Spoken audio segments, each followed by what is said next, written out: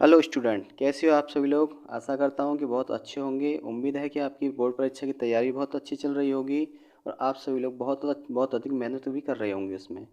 तो आपकी इस बोर्ड परीक्षा की तैयारी को और अच्छा करने के लिए मैं आपके लिए लेके आया हूँ क्लास 10th के जो भी आपके ऑब्जेक्टिव टाइप के क्वेश्चंस आते हैं, जो बहुविकल्प पे प्रश्न आते हैं, उनके लिए मोस्ट इम्पोर्टेंट क्वेश्चंस यही वो क्वेश्चंस हैं जो आपके बोर्ड परीक्षा में आएंगे। इस साल भी आएंगे और हर साल आते हैं। और इस साल तो 100% आने वाले हैं। यही क्वेश्चन आपके 100% आपकी बोर्ड परीक्षा में होंगे। तो आप इन क्वेश्चनों को बहुत अच्छी तरह से बहुत ध्यान से पढ़िएगा और आप इनकी तैयारी अच्छी तरह से करिए ताकि आपके पूरे 20 में से 20 नंबर आए, एक भी नंबर आपका ना कटे। और मैं उम्मीद करता हूँ कि आप सभी लोग बहुत ही अच्छी तरह से इसकी तैयारी करेंगे और जो मैं आपको सिखा रहा हूँ इसे बहुत अच्छी तरह से आप सीखेंगे, क्योंकि आपके 20 नंबर बहुत मायने रखते हैं। और आपके 20 नंबर आप इन्हें पढ़िए, आपके पक्का 20 नंबर आने हैं, इनमें से अलग नहीं जाएगा। तो देखिए, मैं आपके लिए एक पेपर लेके आया हूँ, इसी में से आपके 20 में से 20 नंबर आए। कुछ अलग से भी क्वेश्चन मैं कराऊंगा आपको। तो देखिए, इसमें पहला जो क्वेश्चन है वो हमें बता रहा है कि यदि द्विघात समीकरण 3x² माइनस के 12x प्लस के m बराबर 0 के मूल बराबर हो तो m का मान होगा। तो देखिए, इसमें जो हमारा समीकरण है वो हमें दिया हुआ है। यहाँ पर क्या दिया हुआ है, 3x² माइनस के 12x प्लस m बराबर 0। तो हमें पता है कि द्विघात समीकरण के जब मूल बराबर होते हैं तो उसके मूल बराबर होने की प्रकृति क्या होती है हमारी, v² माइनस के 4ac बराबर 4ac बराबर 0। तो इसमें सबसे पहले हमें इसकी क्या करनी होती है, कंपेयर करनी होती है, तुलना करनी होती है। तो इसमें एक तुलना करते हैं किससे, ax² plus bx plus c बराबर 0। तो इसमें हमारी a की वैल्यू कितनी हो जाएगी, 3 हो जाएगी। b की वैल्यू हमारी इसमें माइनस के 12 हो जाएगी और जो हमारी c की वैल्यू है वो m है हमारी, ठीक है। तो इसमें हमें m की वैल्यू चाहिए, उसने कहा हमसे मूल बराबर हैं। तो मूल बराबर होने का प्रतिबिंब क्या होता है, b² माइनस के 4ac इक्वल 0। तो इसमें v की वैल्यू क्या है हमारी, -12 का square is equal to 4ac। a की वैल्यू कितनी है यहाँ पर, 3 है। c की वैल्यू यहाँ पर m है। -12 का स्क्वायर करेंगे प्लस के 144 और इसका मल्टीप्लाई करेंगे तो यहाँ पर हो जाएगा 12 इंटू m। इससे से काटेंगे तो m की वैल्यू आ जाएगी यहाँ पर हमारी 12। तो देखिए, इसमें कोई ऑप्शन है क्या, इसमें ऑप्शन नंबर 4 तो इसका राइट आंसर है, ठीक है। तो ये हमारा यहाँ पर कंप्लीट होता है। क्वेश्चन नंबर 2 देखिए, एक समबाहु त्रिभुज ए बी सी की भुजा 2a है, उसके प्रत्येक शीर्ष लंब की लंबाई होगी। ठीक है जी, आप देखें यहाँ पर उसने कहा है एक समबाहु त्रिभुज क्या होता है, जिसकी तीनों भुजा बराबर होती हैं। ठीक है, इसके शीर्ष हैं ए बी सी, ठीक है। ये हो गया यहाँ पर 2a और 2a, ये तीनों इसकी भुजा हो गई। इस पर इसने एक क्या किया है, यहाँ से एक लंब डाला है जो कि ये क्या है हमारा d है। इसने हमसे बोला है कि d की लंबाई ज्ञात कीजिए। जब इसने इसको क्या किया, बाइसेक्ट कर दिया, समद्विभाजित कर दिया, तो ये कितना हो गया, a हो गया। ये यहाँ पर भी a हो गया, ठीक है जी। यहाँ पर ये है, ये भी a है। हमें ज्ञात क्या करना है इसमें, AD। तो पाइथागोरस थ्योरम के अकॉर्डिंग इसमें चलेंगे हम। तो हमारा क्या होता है कि AD का जो स्क्वायर होगा वो होगा हमारा AC का स्क्वायर माइनस के CD का स्क्वायर। तो AD का स्क्वायर इज इक्वल टू हो जाएगा हमारा, AC की वैल्यू कितनी है हमारे पास यहाँ पर 2a का स्क्वायर माइनस के a का स्क्वायर। AD square is equal to हो गया हमारे पास 4a² माइनस के a स्क्वायर। तो AD square is equal to कितना हो गया हमारा 3a स्क्वायर। और AD की वैल्यू कितनी हो जाएगी, इसका स्क्वायर रूट कर देंगे तो 3a स्क्वायर। लेकिन 3 का तो स्क्वायर रूट हो नहीं सकता, ले और a स्क्वायर का स्क्वायर रूट हो जाएगा। तो हमारा AD स्क्वायर इक्वल कितना आ गया यहाँ पर a√3। देखिए, इसमें कोई ऑप्शन है शायद, चलिए इसमें देखते हैं। इसका option number 3 is the right answer. इसका तीसरा ऑप्शन भी हमारा करेक्ट है। अगला क्वेश्चन देखिए, 1 से 10 तक की धनात्मक सम संख्याओं का समांतर माध्य होगा। 1 से 10 तक की, ठीक है, उसने कहा है सम धनात्मक, ठीक है, धनात्मक सम संख्याओं का समांतर माध्य, ओके ठीक। उसने कहा है हमसे 1 से 10 तक, तो इसमें हम करेंगे 2 + 4 + 6 + 8 + 10 और इन सभी को आप प्लस कीजिए तो इसका आंसर आएगा यहाँ पर 30, ठीक है, बट्टे 5। इससे इसे काट दीजिए, इसका आंसर आ जाएगा आपका 6, ठीक है। तो इसका थर्ड ऑप्शन इसका भी सही है। देखिए, मैंने इतनी जल्दी इसका कैसे निकाल लिया, क्योंकि इसकी एक ट्रिक होती है वो भी बहुत सिंपल सी होती है ट्रिक उसका, कि इनका योग निकालने का तरीका क्या होता है या फिर उसका एवरेज निकालने का तरीका क्या। एवरेज या समांतर माध्य एक ही चीज़ होती है, n+1/5। इससे करिए, बहुत जल्दी आपका आंसर आ जाएगा, आपको बिल्कुल भी टाइम नहीं लगेगा। ठीक है, चलिए नेक्स्ट क्वेश्चन करते हैं। इसमें हमें दे रखा है, इसमें देखिए क्वेश्चन नंबर 4 पर कि 2, -3 और बिंदु Q 10, y के बीच की दूरी 10 मात्रक है, तो इसका मान ज्ञात कीजिए। इसमें आपको y का मान ज्ञात करना है। ठीक है, एक तो आपका तरीका होता है कि इसमें से आप ऑप्शन से भी कर सकते हैं, एक तरीका होता है कि आप इसमें वैल्यू रख के यानी वैल्यू की तरीके से कर सकते हैं। अगर आप वैल्यू के तरीके से करोगे, इसमें सूत्र लगा के काफ़ी टाइम लगेगा। तो देखिए हम इसमें दूसरा तरीका अपना कर देखते हैं कि जैसे कि देखिए उसने कहा क्या है हमसे कि मात्रक। ठीक है, मात्रक दूरी का सूत्र क्या होता है, दूरी का सूत्र होता है रूट में x1 माइनस के y1 सॉरी x2 का whole square plus y1 minus के y2 का होल स्क्वायर।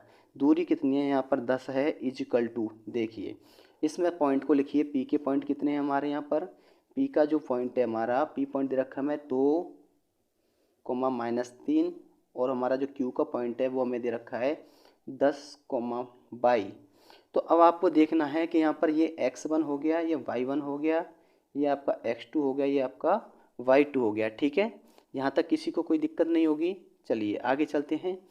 तो इसमें देखिए थोड़ा सा कि x1 की वैल्यू कितनी है, वैल्यू कितनी है 2 है, x2 की वैल्यू कितनी है 10 है, तो 2 माइनस के 10 का स्क्वायर प्लस उसके बाद ध्यान दीजिए x2 y1 कितना -3 है, तो y2 कितना होना चाहिए, बस यही आपको देखना ऑप्शन से। ऑप्शन देखिए आपके पास कितने कितने ऑप्शन देख सकते हैं आप यहाँ पर, और यहाँ पर अंदाज़ा लगा सकते हैं कि y2 की वैल्यू क्या हो सकती है। तो अंदाजे से आप देखिए कि इसमें से बचता है 8। ठीक है, अब 8 का स्क्वायर 64 होता है, तो दूसरी डेट यहाँ पर 6 होनी चाहिए। ठीक है, दूसरी डेट अगर यहाँ पर 6 आ जाती है तो यहाँ पर उसका स्क्वायर कितना हो जाएगा 36। 36 और 64 को प्लस करके हो जाता है हमारा 100, और 100 का वर्गमूल आता है हमारा 10। तो यहाँ पर आप कितने प्रकार से ला सकते हैं 6, देखिए एक तो यहाँ पर -3 होना चाहिए, तो ये कितना हो जाएगा हमारा 6 हो जाएगा। 6 का वर्ग कितना हो जाएगा यहाँ पर आकर के 64 मतलब 36 हो जाएगा। 64 + 36 100 होता है, 100 का स्क्वायर रूट करेंगे तो कितना हो जाएगा हमारा 10 हो जाएगा। यानी एक तो -3 वाला ऑप्शन इसमें करेक्ट है, तो -3 देखिए इसमें भी है, और एक दूसरा ऑप्शन क्या हो सकता है इसका +9। -3 और +9 इसका करेक्ट आंसर होगा। -3 और +9 इसका करेक्ट आंसर है। इसको आप सेकंडों में कर सकते हो। ठीक है, थोड़ा सा आपको समझाने के लिए किया था मैंने, इसलिए टाइम ज़्यादा लग गया, और आप इसे सेकंडों में कर सकती हो। नेक्स्ट क्वेश्चन, दी गई संख्या में अभाज्य संख्याएं होंगी। अभाज्य संख्या क्या होती है बेटा, बहुत से स्टूडेंट गलती करते हैं इसमें कि एक पर टिक कर देते हैं। अभाज्य संख्या एक नहीं है, सबसे छोटी अभाज्य संख्या 2 है, और सबसे बड़ी तो कह ही नहीं सकते हम, थोड़ी सी। ठीक है, और जो सबसे छोटी भाज्य संख्या होती है वो कितनी होती है, वो 4 होती है। ठीक है, छोटी संख्या ना तो अभाज्य भाज्य नहीं है। लेकिन अगर आपसे ये पूछा जाता है वह कौन सी अभाज्य संख्या जो सम भी है और अभाज्य भी है, तो इसका आपको टिक किस पर करना है, आपको इसका टिक 2 पर ही करना होगा। ठीक है, चलिए नेक्स्ट क्वेश्चन देखिए। ये कह रहा है इसमें 3x² माइनस के 2x प्लस के 1/3 = 0 का विविक्त कर होगा। तो विविक्त कर क्या होता है बेटे, जैसे कि हमने पढ़ रखा है अभी इसमें, यहाँ पे हमने पढ़ा था कि जो b² माइनस के 4ac = 0, उससे हम इसे करेंगे। तो सबसे पहले इसके इक्वेशन को लिखिए। यहाँ पर देखिए इक्वेशन क्या होगा इसका, 3x² माइनस के, थोड़ा ध्यान से देख लेना मेरा राइटिंग खराब है, माइनस के 2x प्लस 1/3 = 0। ठीक है, अब इसमें से ऑप्शन को मिलाना होगा। सबसे पहले कंपेयर करते हैं, तो a की वैल्यू 3 हो गया, b की वैल्यू -2 हो गया, और c की वैल्यू 1/3 हो गया। तो देखिए इसका जो फॉर्मूला होता है वो क्या होता है हमारा, b² माइनस के 4ac = 0। ठीक है, तो यहाँ पे देखिए b का वैल्यू कितना है, -2 है, उसके बाद में 4 इंटू a का वैल्यू कितना है बेटा, इसमें हमारा b² होता है ना, तो b का स्क्वायर। a का वैल्यू 3 दिया है, c का वैल्यू 1/3 है, 3 से 3 कैंसिल हो गया, 2 का स्क्वायर 4 हो गया, क्योंकि माइनस का स्क्वायर करेंगे तो वैल्यू उसकी प्लस में ही आएगी। -4 और -4 क्रॉस होकर कितना आ जाएगा 0। तो इसका जो विविक्त आया बेटा वो कितना आया यहाँ पर 0 आया। ठीक है, देखिए नेक्स्ट क्वेश्चन क्या कह रहा है इसमें, थोड़ा सा पेज टर्न करते हैं यहाँ पर। मेरी वीडियो आपको कैसी लगी कमेंट करके ज़रूर बताएं। अगर फिर भी कोई दिक्कत आती है तो उसे कमेंट में बताएं, और मेरे इस चैनल को लाइक करें, शेयर करें, और सब्सक्राइब करना तो बिल्कुल ना भूलें। ठीक है, चलिए देखिए इसमें दे रखा है कि साइन ए बराबर 3/5 तो कॉस ए का मान ज्ञात कीजिए। देखिए मैं आपको इसकी बहुत ही बेहतरीन ट्रिक बताता हूँ जो कि शायद ही आपने अभी तक सीखी नहीं होगी, आप इसे आप सीखिए, ठीक है। देखिए उसने कहा क्या हमारे से कि साइन ए इजिकल टू 3/5 तो कॉस ए का मान ज्ञात कीजिए, ठीक है। देखिए साइन क्या होता है बेटा, लंब बटे कर्ण, लाल बटे कक्का से होता है लंब बटे कर्ण, और कॉस क्या होता है, आधार बटे कर्ण। बस इसे देखिए और अब आप अपने ऑप्शंस को देखिए। कर्ण बेटा इसमें आधा बटे कर्ण बटे में कितना होना चाहिए, 5 होना चाहिए। आप ऑप्शंस को देखिए, 5 किसी में है, किसी में नहीं है। सेकंड ऑप्शन में ओनली 4, तो यही आंसर आपका करेक्ट होगा, ठीक है। दूसरी पहचान इसकी क्या होती है कि आपने देख लिया 3 और 5 हुआ है, तो जो इसकी ट्रिपलेट होती है वो क्या होती है, 3, 4, 5 की होती है। अगर ये 2 डिजिट दे रखे हैं तो तीसरी डिजिट 4 ही होगी, यानी ये लंब हो गया, ये कर्ण हो गया, तो आधार कितना हुआ, 4 हुआ, यानी 4 हुआ, नहीं हुआ 4 ही तो होगा ना। इसका जो जो आपका आधार निकल के आएगा वो कितना निकल के आएगा, 4 निकल के आएगा। और आपको क्या चाहिए, आधार बटे कर्ण, कर्ण ऑलरेडी आपके पास 5 है, आधार आपके पास क्या आ चुका है 4, तो 4/5 क्या होगा आपका करेक्ट आंसर होगा। तो यही ऑप्शन आपका क्या है बेटे, करेक्ट है, ठीक है। नेक्स्ट क्वेश्चन देखिए क्या कह रहा है, एक नेक्स्ट क्वेश्चन में आपसे कि दो समरूप त्रिभुजों के क्षेत्रफल 4:9 के अनुपात में हैं, तो त्रिभुजों की भुजाओं तो त्रिभुजों की भुजाओं में अनुपात होगा, ठीक है। एरिया का अनुपात दिया है, एरिया का अनुपात दिया है, एरिया इजिकल टू 4:9, ठीक है। एरिया 1 एरिया 2 हमें 4:9 दे रखा है, तो उसने हमसे पूछा क्या, साइड का रेशियो पूछा है, यानी भुजा का रेशियो, तो ठीक है। त्रिभुज की भुजाओं का, अगर आपको क्षेत्रफल दे रखा है और भुजाओं का रेशियो पूछा है तो कुछ नहीं करना है, दोनों को आपको स्क्वायर रूट कर देना है, ठीक है। तो 2:3, ठीक है, 2:3 इसका करेक्ट आंसर हो जाएगा। अगर आपको यही भुजाओं का रेशियो दिया होता और क्षेत्रफल का रेशियो पूछता तो आपको कुछ नहीं करना होता, इसमें क्या करते उसका स्क्वायर कर देते, ठीक है। कोई दिक्कत वाली बात नहीं है। नेक्स्ट क्वेश्चन पर आइए। देखिए नेक्स्ट क्वेश्चन हमसे क्या कह रहा है इसमें कि 3, 4, 6 और x का समांतर माध्य कितना दे रखा है हमें, 5 है, तो x का मान होगा। बहुत ही सिंपल क्वेश्चन है, देखिए 3, 6, 3, 4, 6, 3, 4, 6 और x का समांतर माध्य कितना है हमारे पास, 5 है, ठीक है। समांतर माध्य क्या होता है, पदों का योग बराबर पदों की संख्या, समांतर माध्य में बताता हूँ आपको इसका फॉर्मूला, समांतर माध्य बराबर पदों का योग बटे पदों की संख्या, ये इसका फॉर्मूला होता है। कभी कभी रिटर्न में भी आ जाता है, तो इसे आप कैसे करेंगे कि देखिए माध्य बराबर कितना है, 5 है हमारे पास, पदों का योग 3 + 4 + 6 + x बटे 5, 1 2 3 4, 4 है, क्रॉस मल्टीप्लिकेशन होगा इसका, 4 × 5 = 20 इक्वल 6 और 4 10, 10 और 3 13 प्लस x, तो x की वैल्यू कितनी आएगी, इसे ट्रांसफर करते हैं 20 - के 13, तो x की वैल्यू आ गई इसमें 7 ऑप्शन कौन सा है इसमें बेटा, हमारा थर्ड वाला ऑप्शन इज करेक्ट है, ठीक है। देखिए सबसे लास्ट क्वेश्चन कह रहा है दो बिंदु दे रखे हैं हमारे पास, 2,3 4,1 के बीच की दूरी होगी, ठीक है। इसके बीच की दूरी हमें क्या करना है, इसमें फाइंड करना है, तो दोनों बिंदुओं को यहाँ पे लिखिए। पहला बिंदु है हमारा 2,3 और दूसरा बिंदु है हमारा 4,1, ये हमारे दोनों बिंदु दे रखे हैं इसमें। तो दोनों बिंदुओं के बीच की दूरी हमें ज्ञात करनी है, तो दो बिंदुओं के बीच की दूरी का सूत्र अभी हमने पहले लिखा था, फिर दोबारा लिखते हैं यहाँ पर, दो बिंदुओं के बीच की दूरी, दो बिंदुओं के बीच की दूरी, बीच की जो दूरी होती है वो होती है हमारी इक्वल रूट में x1 - के x2 का होल स्क्वायर प्लस y1 - के y2 का होल स्क्वायर, ठीक है। ये हुआ हमारा formula according to question, according to formula. ये होगा हमारा x1, ये हो गया हमारा y1, ये हो गया हमारा x2, ये हो गया हमारा y2, ठीक है। x1 x2 y1 y2 complete हो गया, बस कुछ नहीं है, वैल्यू पुट कर दीजिए और आपका आंसर कंप्लीट होता है। देखिए x1 कितना है यहाँ पर 2 है, x2 कितना है हमारा यहाँ पर 4 है, ठीक है, इसका स्क्वायर प्लस y1 कितना है हमारा 3 है, y2 कितना है हमारा 1 है, स्क्वायर कर दीजिए।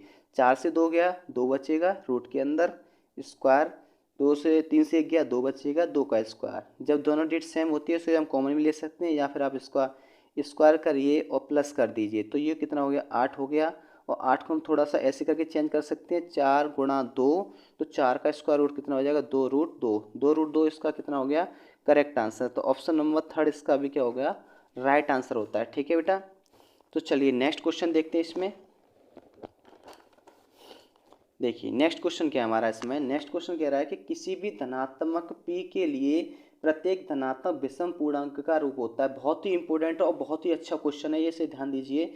आपके बोर्ड एग्जाम का बहुत 100% चांस बनता है ऐसा क्वेश्चन आने का कि वो क्या कह रहा है आपसे कि p के लिए प्रत्येक धनात्मक विषम पूर्णांक क्या होता है 2p+1 की फॉर्म, 2p+1 हो सकता है, 2k+1 हो सकता है, 2m+1 हो सकता है, कुछ भी हो सकता है, लेकिन 2 के मल्टीपल के साथ +1 होगा तो वो विषम पूर्णांक होगा, और जो कि ओनली फॉर 2 का मल्टीपल होगा वो ओनली फॉर क्या होगा बेटा हमारा सम पूर्णांक होगा। जैसे 2p हो सकता है, 2m हो सकता है, 2k हो सकता है, कुछ भी हो सकता है, वो क्या होगा हमारा सम होगा, लेकिन +1 होगा, +3 होगा, +5 होगा, तो वो क्या होगा हमारा विषम पूर्णांक होगा। ठीक है, अगर आपको फिर भी कोई डाउट आता है तो कमेंट बॉक्स में कमेंट करके ज़रूर बताएं बेटा, लेकिन कमेंट में ये भी करके बताएं कि मेरा पढ़ाना आपको कैसा लग रहा है।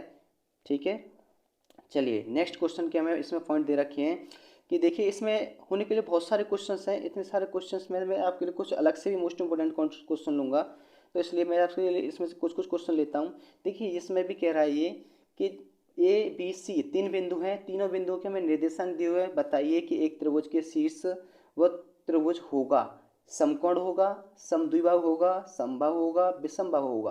तो इसमें क्या होता है शीर्षों के हमें पहले मध्य बिंदु से पता करना होगा कि उसकी साइड कितनी आ रही है, उससे हमें पता चलेगा ये त्रिभुज कौन सा है। ठीक है, एक नज़र में हम इसे देखते हैं, कुछ भी देर नहीं लगेगी इसमें हमें। A point, B point, C point, तीनों पॉइंट हो गया। ए पॉइंट के जो इसमें हमें निर्देशांक दिए वो कितने दिए हुए हैं -4,0। बी पॉइंट कितना दे रखा है हमें 4,0। सी पॉइंट कितना है 0,3। ठीक है बेटा, देखिए ए बी के बीच की दूरी, ठीक है 4 और 4 का हम क्या करेंगे +4 और -4, +4 और -4 को जब इसमें से हम सोल्व करेंगे x1 - के x2, y1 - के y2, तो दोनों कितना हो जाएगा। एक सेकेंड, कोई मिस्टेक तो नहीं हमारी इसमें, 4 4 ठीक है कुछ मिस्टेक नहीं है। तो इसमें देखिए -4 - के 8 हो गया, और -8 का स्क्वायर करेंगे तो 64 का वर्गमूल करेंगे तो कितना हो जाएगा यहाँ पर आके 8 ही होगा। इन दोनों का देखिए 4 का स्क्वायर प्लस के 3 का स्क्वायर 16 और 9 25, 25 का कितना होता है 5। इसमें भी ऐसे ही होगा 4 का स्क्वायर प्लस के 3 का स्क्वायर 16 और 9 25, 25 का वर्गमूल 5 हो गया, यानी दो भुजा इसकी सेम आ रही हैं। तो ये कौन सा त्रिभुज होगा हमारा समद्विबाहु त्रिभुज होगा। ठीक है, समद्विबाहु त्रिभुज होगा, कोई भी दिक्कत नहीं है। देखिए आगे लीजिए इसे, इस क्वेश्चन को देखिए, क्वेश्चन नंबर 15। मैं वही क्वेश्चन ले रहा हूँ जो आपके लिए टफ है, इजी क्वेश्चन मैं नहीं रहा हूँ। इसमें आपको 2 सेकंड में कर लोगे, इससे भी कर लोगे, इसमें कुछ नहीं, बहुत सिंपल क्वेश्चन है। देखिए ये कह रहा है कि tan थीटा बराबर 2ab/a²-b², तो cos थीटा का मान ज्ञात कीजिए। ठीक है बेटे, बहुत ही सिंपल क्वेश्चन है, आपको बिल्कुल भी कोई दिक्कत नहीं लेनी है। देखिए इस क्वेश्चन को मैं आपके लिए यहाँ पर सॉल्व करता हूँ। ठीक है, चलिए ठीक है, पेज ही टर्न कर ले रहे हैं। इसमें क्वेश्चन क्या था देखिए दोबारा, यहाँ पे क्वेश्चन था हमारा tan थीटा बराबर 2ab/a²-b² cos थीटा। ठीक है, यहाँ पर लिखिए tan थीटा इजक्वल टू 2ab/a²-के b²। ठीक है, a²-b²। तो हमें फाइंड क्या करना है बेटे, इसमें हमें फाइंड करके देना था इसमें cos थीटा का वैल्यू। ठीक है, cos थीटा का वैल्यू, तो cos थीटा का वैल्यू कितना होगा। ठीक है, तो देखिए tan थीटा क्या होता है, सिंपल सी बात है कि tan थीटा है 2ab/a²-b², यानी ये a का वैल्यू हो गया हमारा, ये tan लंब बटे आधार, ये लंब हो गया, ये आधार हो गया, लंब आधार हो गया। अब cos थीटा क्या होता है, बस इस पर ध्यान दीजिए थोड़ा सा। cos थीटा होता है हमारा आधार बटे कर्ण हो गया। ठीक है, बात क्लियर है, आधार बटे कर्ण हो गया। अब आधार क्या है इसमें a² - के b²। अब ऑप्शन पर आ जाइए आप सभी लोग, तो देखिए a² - के b² इसमें है, ए स्क्वायर माइनस बी स्क्वायर इसमें है नहीं है, इसमें है नहीं है, बस एक यही ऑप्शन ऐसा है जिसमें ए स्क्वायर माइनस के बी स्क्वायर है, तो यही ऑप्शन आपका क्या होगा, करेक्ट होगा। आपको कोई भी दिक्कत नहीं लेनी है, ठीक है, करेक्ट है, ठीक है। देखिए जी, आपको ये देखिए ये वाला क्वेश्चन आपको रिटर्न में भी आ जाता है, कभी कभी आपका 2 नंबर का भी आ जाता है। तो इसमें देखिए अब इसमें ऑब्जेक्टिव दिया है तो ये तो अब इसमें एक ही नंबर का है, 2 नंबर का तो हो नहीं सकता है, ठीक है, सिंपल सी बात है। क्वेश्चन क्या कह रहा है, एक बार दोबारा पहले का क्वेश्चन पढ़ लीजिए कि दो संख्या है 132 288, उनका जो एलसीएम है वो है 3168, तो उनका एचसीएफ कितना होगा, ठीक है। देखिए मैं आपको यहीं के से सॉल्व कर दे रहा हूँ कि इसमें देखिए एलसीएम दिया हुआ है इतना दे रखा है और एचसीएफ इतना दे रखा है। तो देखिए एचसीएफ निकालने के बहुत ही ईजी मेथड होता है कि दोनों डिजिटों का क्या निकालना होता है, हमें डिफरेंस, उनका डिफरेंस निकालिए, या तो वो डिफरेंस ही उसका एचसीएफ होगा, अगर वो नहीं है तो उसका हमें क्या करना होता है, फैक्टर कर देते हैं, उसमें जो जिस डिजिट का उसमें डिवाइड चला जाएगा वही उसका एचसीएफ होगा। उससे भी छोड़िए, अगर आपको वो भी पसंद नहीं आ रहा तो इसका शॉर्ट ट्रिक और बताता हूँ मैं आपको। तो देखिए 288 का 132 में डिवाइड तो जाएगा नहीं, तो ये तो इसका एचसीएफ हो नहीं सकता है। 132 का 288 में नहीं जाएगा तो ये भी इसका एचसीएफ नहीं हो सकता है, ठीक है। चेक करते हैं 48 से, तो 48 का 132 में जाएगा क्या डिवाइड, देखिए एक बार छोटी सी नज़र देती हुई इस पर, 48 दूनी कितना होता है 96, माइनस करते हैं 12 से 6 गया 6 बच गया, उसके बाद यहाँ पर बचता है हमारा 12, 12 के बाद उस 12 से 9 गए तो 36, 36 में 48 के डिवाइड नहीं जाएगा, ये इसका एचसीएफ नहीं है। लेकिन 12 का इसमें भी जाएगा इसमें भी जाएगा, दोनों डेट में जा रहा है, तो 12 इसका क्या होगा, राइट आंसर है, ये इसका एचसीएफ है, ठीक है, कोई दिक्कत नहीं है। देखिए ये विविक्टर वाला सवाल है, ऐसा सवाल मैं अभी पहले आपको करा चुका हूँ, तो इसे कराने की कोई आवश्यकता नहीं है। क्वेश्चन नंबर 19 देखिए, 19 में हमें क्या बता रहा है कि क्वेश्चन कह रहा है कि बिंदु ए और बी को जोड़ने वाले रेखाखंड के मध्य बिंदु पी a/8,4 है, तो a का मान ज्ञात कीजिए। बहुत ही इजी क्वेश्चन है, बस आप थोड़ा सा इस पर एक नज़र डालते हुए देखना है आपको कि उसने हमसे कहा क्या है कि एक बिंदु a है और a की जो पॉइंट है वो है -4,2, ठीक है। एक पॉइंट b है, तो b के जो पॉइंट हैं वो कितने हैं हमारे, b के पॉइंट है बेटे हमारे पास 5,6, 5,6 है। उसके बाद देखिए इसमें कि जो पी पॉइंट है, पी क्या है, इनका मिडन पॉइंट है, मिडन पॉइंट कितना है हमारे पास a/8,4, हमें वैल्यू ए की चाहिए, तो ए क्या है बेटा इसमें, ये एक्स अक्ष है, ये वाई अक्ष है, ये एक्स अक्ष है, ये वाई अक्ष है। तो एक्स का जो मध्य बिंदु क्या होता है, एक्स अक्ष का मध्य बिंदु, ठीक है बेटा, अक्ष का मध्य बिंदु, एक्स अक्ष का जो मध्य बिंदु होता है वो होता है x1 + x2/2, ठीक है। तो x1 ये हो गया और x2 ये हो गया, -4 + 5/2 = a/8 हो गया, ठीक है, a/8। तो 2 एकम 2, 2 चौका 8, ये यहाँ से कैंसिल हो गया, 5 से 4 गया, 4 जाएगा तो 1 बचेगा, 1/1/a/4, a/4 हो गया, क्रॉस मल्टीप्लिकेशन, a की वैल्यू कितना आ गया यहाँ पर 4 आ गई, ठीक है। 1 का मान 4 इसका क्या है, करेक्ट आंसर, ठीक है, 1 का मान 4 यहाँ पर हमारा कंप्लीट होता है। क्वेश्चन नंबर, ठीक है, देखिए लास्ट इसमें 20 है, 20 में कह रहा है यदि त्रिभुज पी क्यू आर, एक त्रिभुज है हमारा पी क्यू आर कह रहा है, ठीक है, इसमें कह रहा है कि पी क्यू कितना है, 6√3 है, ये है हमारा पी क्यू 6√3। उसके बाद कह रहा है पी आर 12 है, तो क्यू आर इसमें 6 है, तो बताइए कोण क्यू क्या है। अगर देखिए इन दोनों का स्क्वायर करके इस स्क्वायर के बराबर आ जाता है तो ये कोण क्या हो जाएगा, हमारा समकोण हो जाएगा, ठीक है, ये कोण हमारा समकोण कंप्लीट हो जाएगा।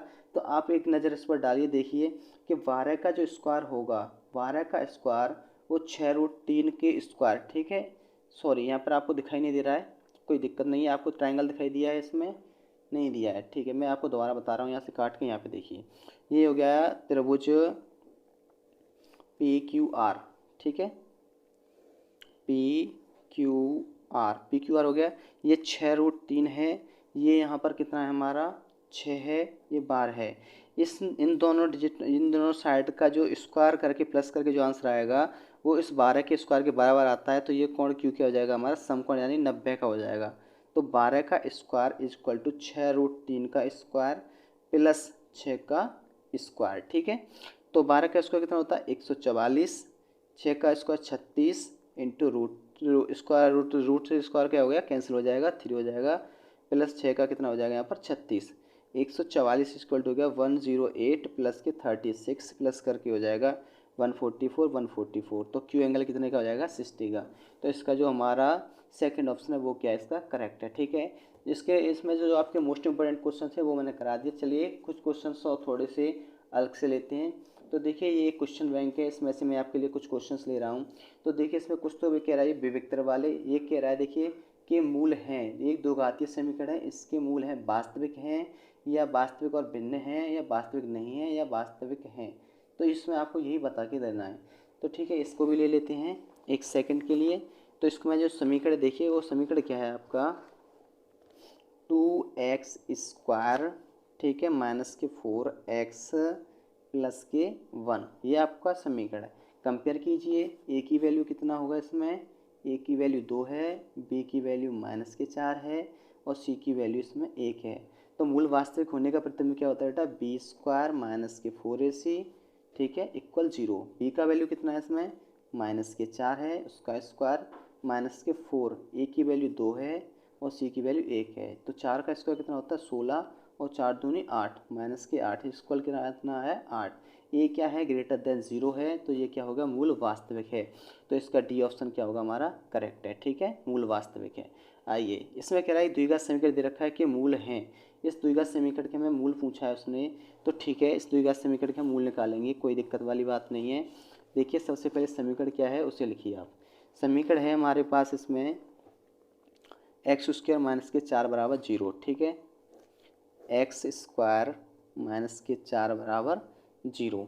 तो इसमें क्या होता है, इसे आप ट्रांसफ़र कीजिए, x² इक्वल कितना आ जाएगा 4।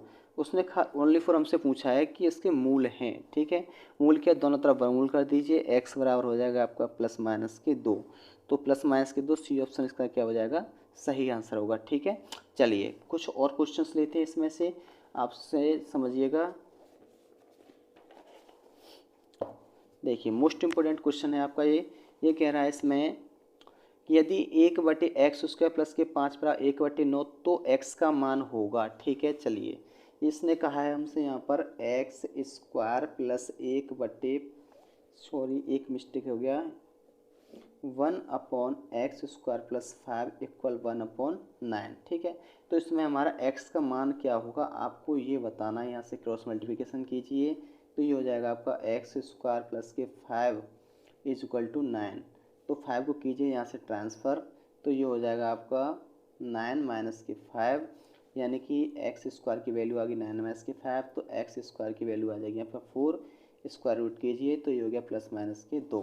ठीक है, ऐसा कौन सा ऑप्शन है इसमें हमारा, देखिए इसमें ऑप्शन नंबर बी हमारा करेक्ट है। ठीक है, ± के 2 करेक्ट आंसर हो गया। चलिए विविक्तर वाले भी हो गए, एक्स का मान निकालना भी हो गया। देखिए एक इम्पोर्टेंट क्वेश्चन है, ये अधिकतर मैंने एग्जाम में देखा है कि इसमें कि 3x उसके माइनस के बार x प्लस के इक्वल 0, तो के मूल बराबर हैं, तो के का मान ज्ञात कीजिए। ठीक है बेटे, इस प्रकार के क्वेश्चन को जरूर सीखिए, हो सकता है आपके लिए रिटर्न में भी आ जाए या ऑब्जेक्टिव में आ जाए, किसी में भी आ सकता है, कोई दिक्कत वाली कोई बात नहीं है। ठीक है, 3x² माइनस के बार x, ठीक, प्लस के इक्वल हो गया हमारा 0। तो इसकी हम कंपेयर करेंगे, मूल बराबर होने के लिए पहले इसकी तुलना होनी चाहिए। a = 3, b = -12 और c बराबर क्या हो गया k। तो इसमें आपको करना क्या है कि इसमें मूल बराबर होने का प्रतिबिंब होता है b² - 4ac = 0, यानी बराबर 0 होता है। तो b की वैल्यू क्या है यहाँ पर -12 है, ठीक है, -4 × 3 × क्या हो गया यहाँ पर हमारा k बराबर 0। तो ये हो गया हमारा 144 - के 12 के बराबर 0। ठीक है, ये थोड़ा अच्छी तरह से 12 के पक्षांतर करते हैं, 144 बराबर 12 के हो गया और 12 से ये कैंसिल हो गया, तो के का मान कितना हो जाएगा यहाँ पर 3 हो जाएगा। ठीक है, करेक्ट है। चलिए कुछ और टाइप के क्वेश्चंस लेते हैं इसमें से, एक ही चैप्टर को नहीं पढ़ेंगे, थोड़ा थोड़ा सबसे लेना हमें। ठीक ठीक,